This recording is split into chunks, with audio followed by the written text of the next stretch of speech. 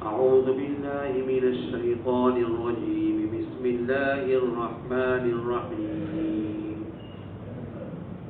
يا أيها الناس اعبدوا ربكم الذي خلقكم والذين من قبلكم لعلكم تتقون. الذي جعل لكم الأرض فراشا والسماء بناء فأنزل من السماء ماء فأخرج به من الثمرات رزقا لكم فلا تجعلوا لله أندادا وأنتم تعلمون.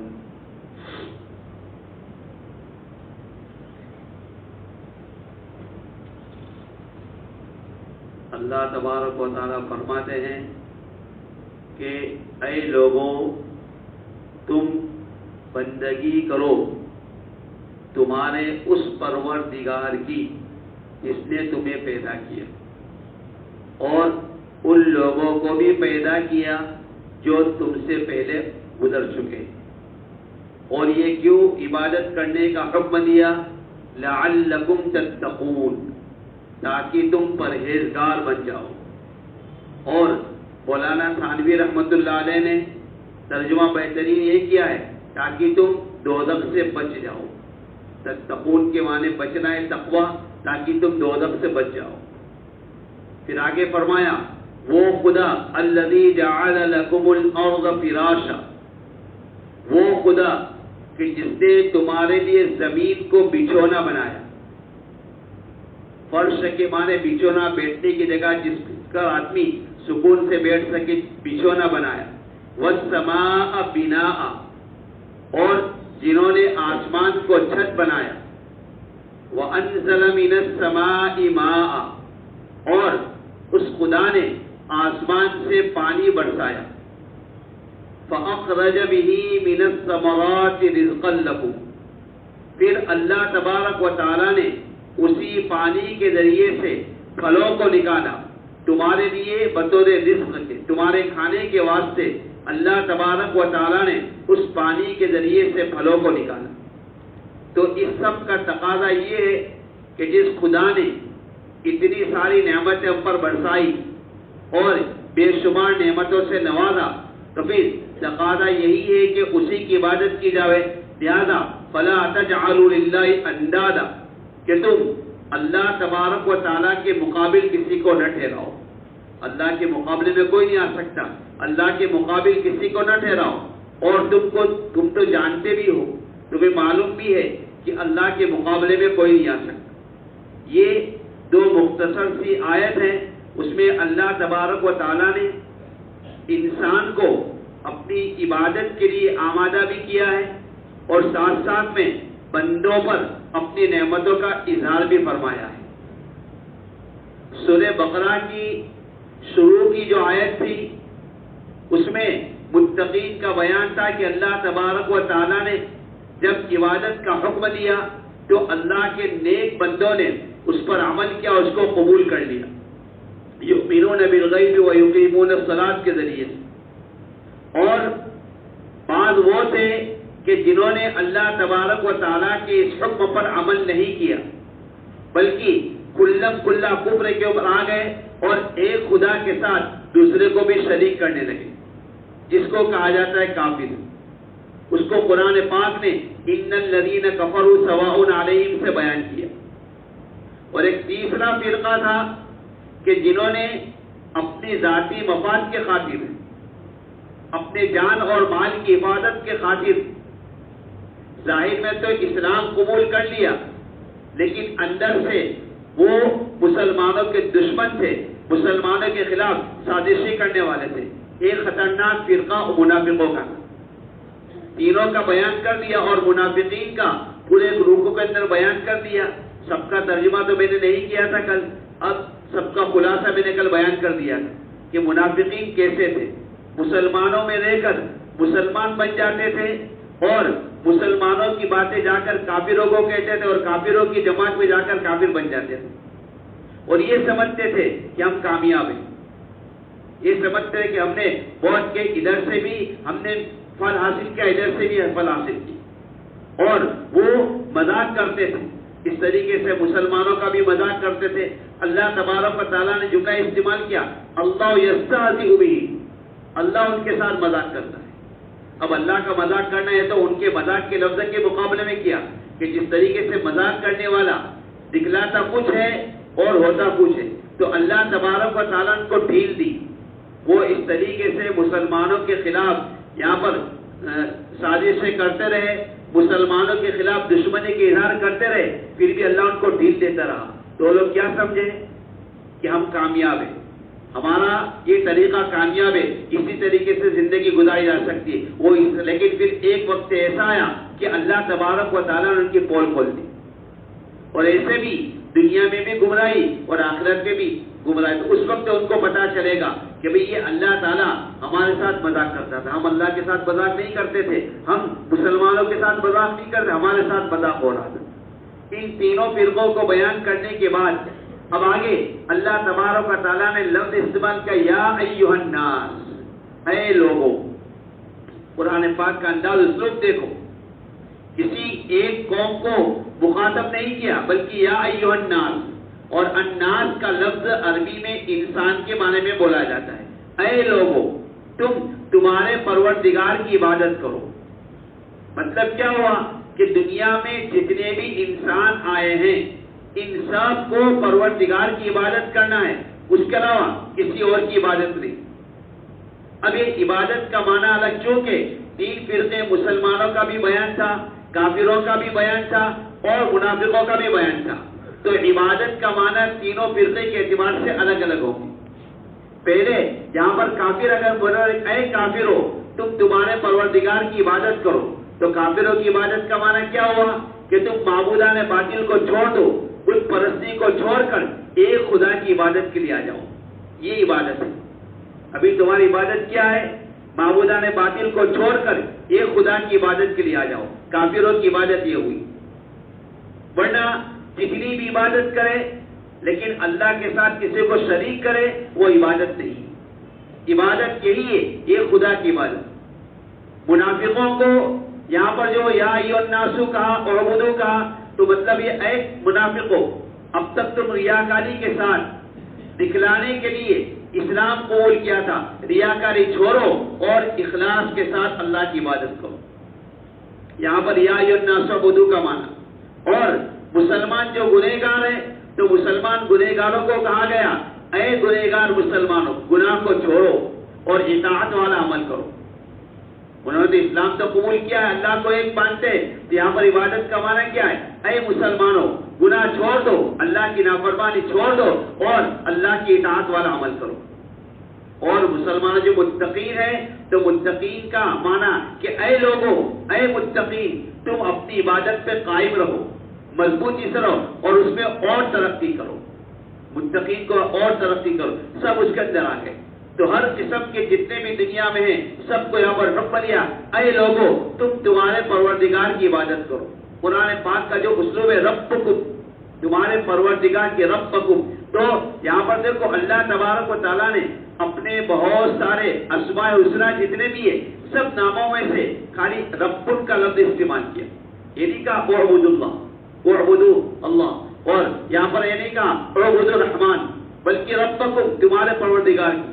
تو رب کے معنی کیا ہے؟ پرورش کرنے والا، انسان کی حفاظت کرنے والا.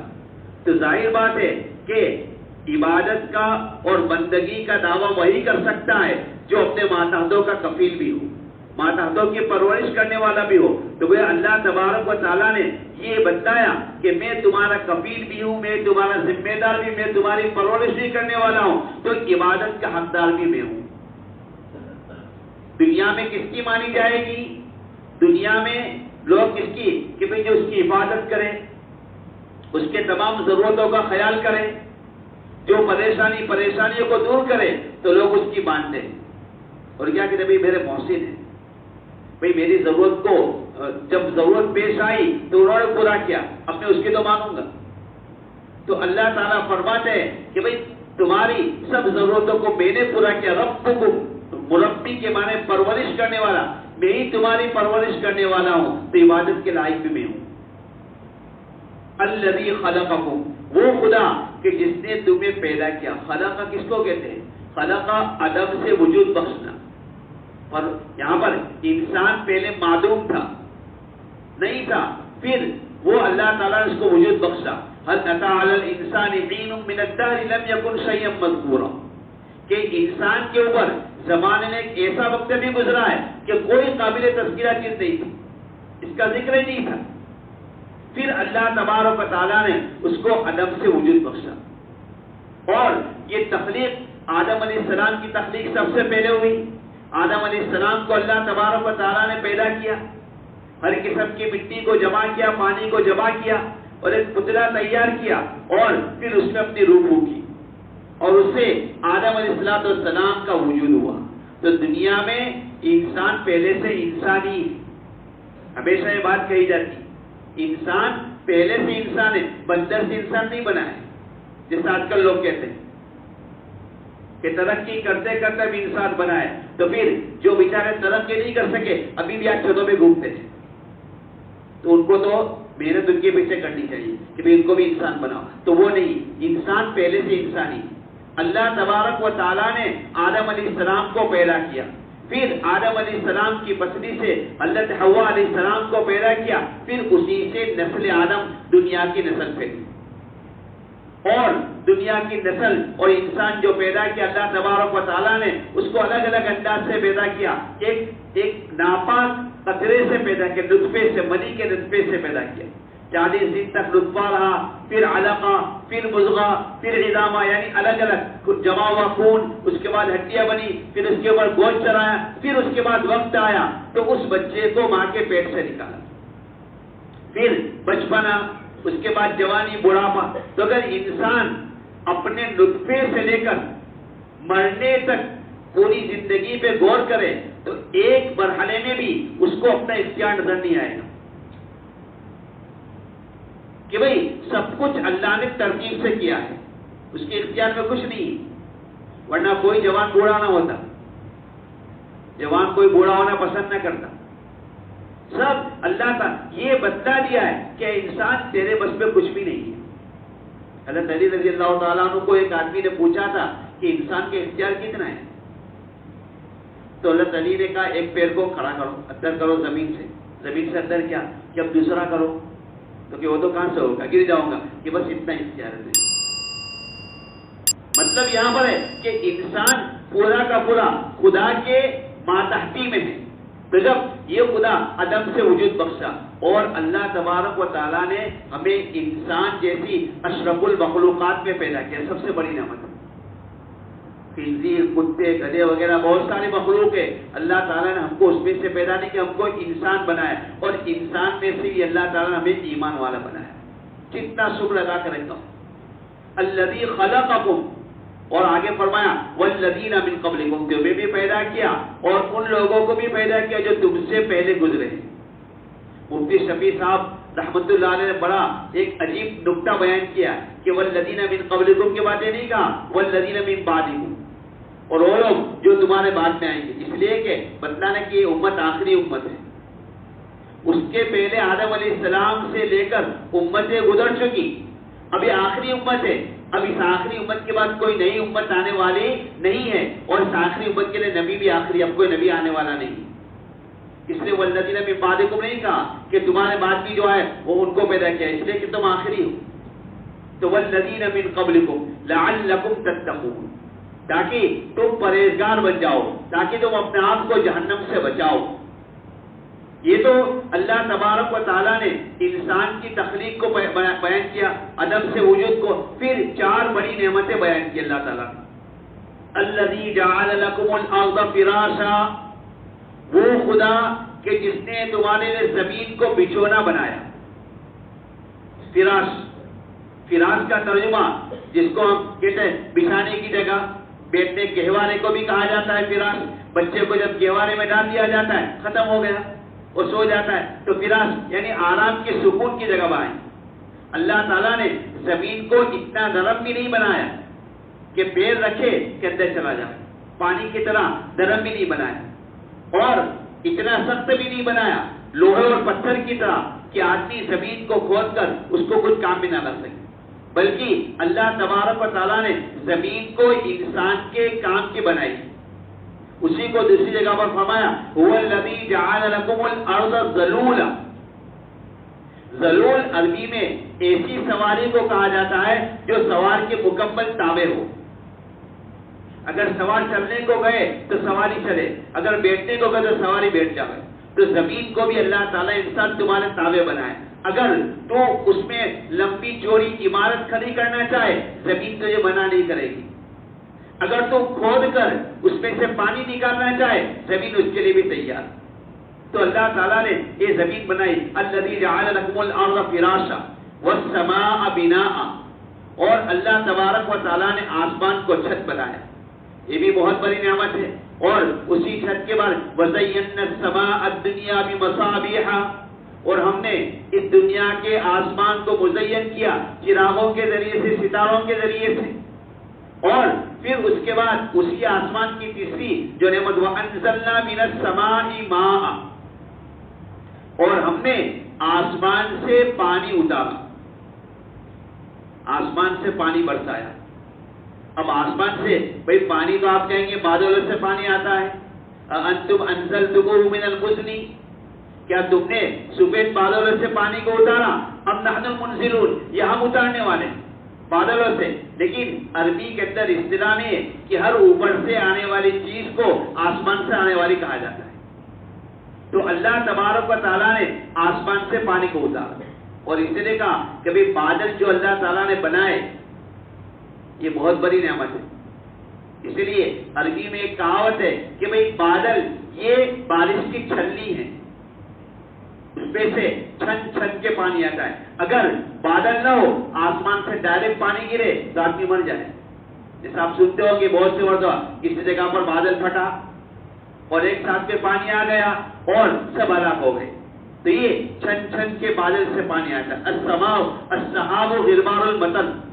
یہ عربی میں کہاوت ہے کہ بھئی بادل یہ بارش کی چھلنی ہے. تو اللہ تبارک و تعالیٰ نے آسمان سے پانی کو اتارا.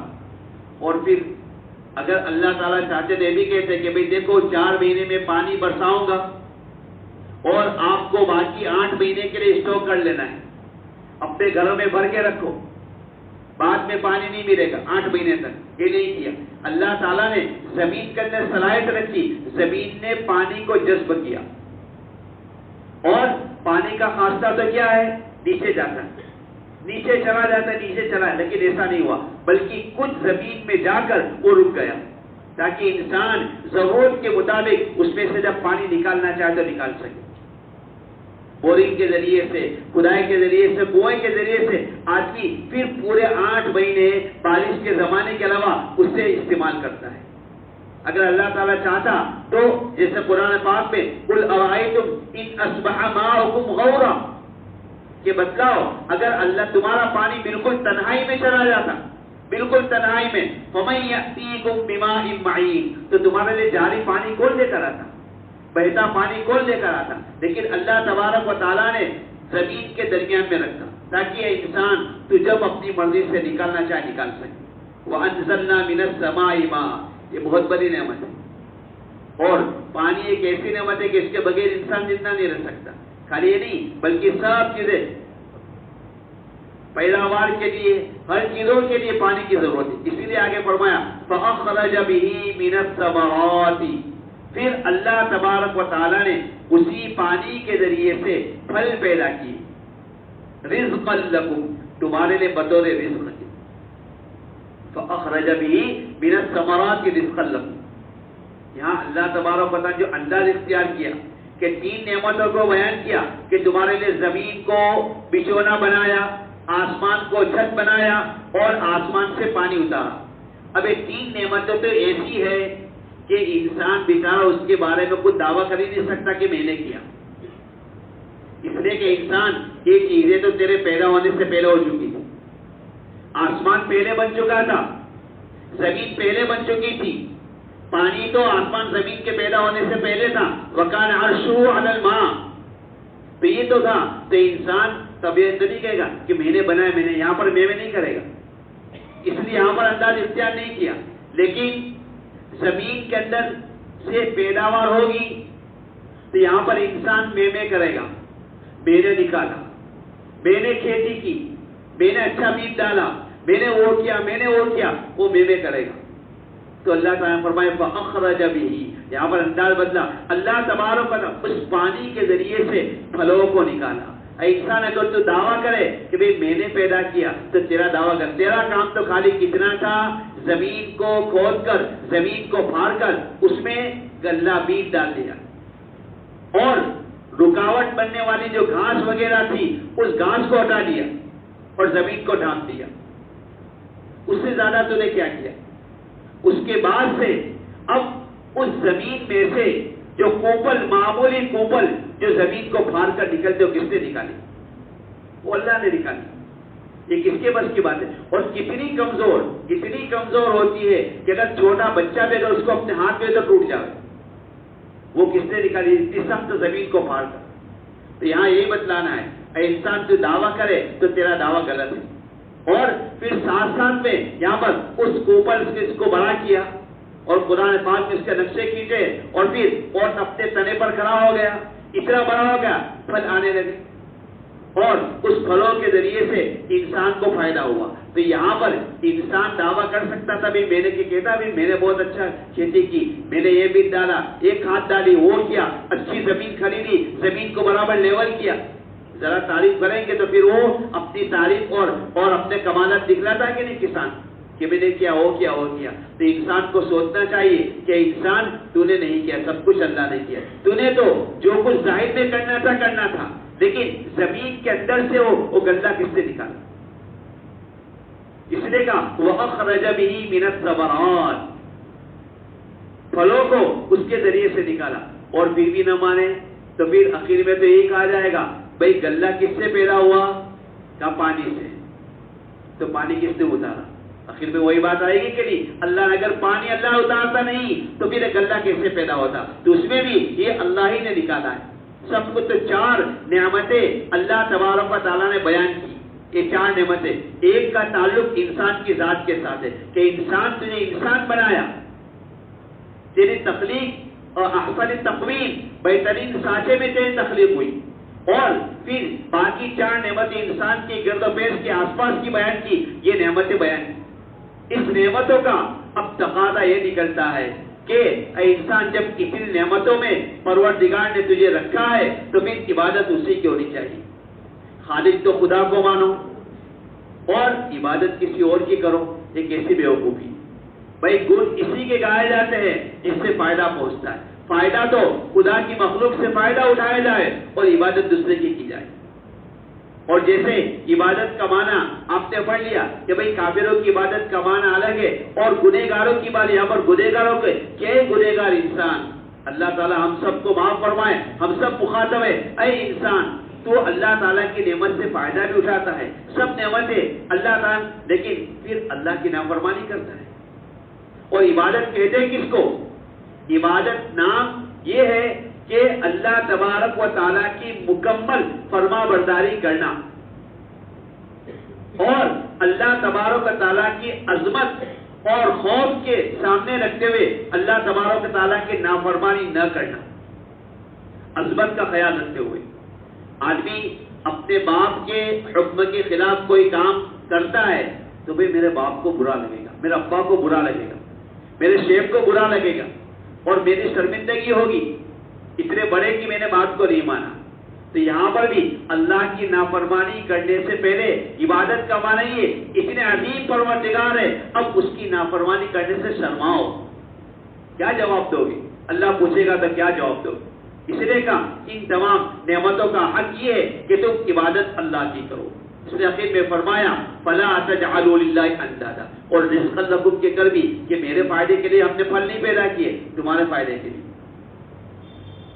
تمہارے فائدے کے لیے پھل ہے، جب تمام کھانے کی چیز تمہارے فائدے کے لیے پیدا کی. تو اس کا تقاضا یہ ہے اے انسان میری عبادت کرو. فلا تجعلوا للہ اندادا، تو تم اللہ تبارک و تعالیٰ کے ساتھ اللہ کے مقابلے میں کسی کو نہ بناؤ. وَأَنْتُمْ تَعْلَمُونَ، اور تم تو جانتے بوجھتے ہو، تم تو سمجھدار ہو، عقل مند ہو.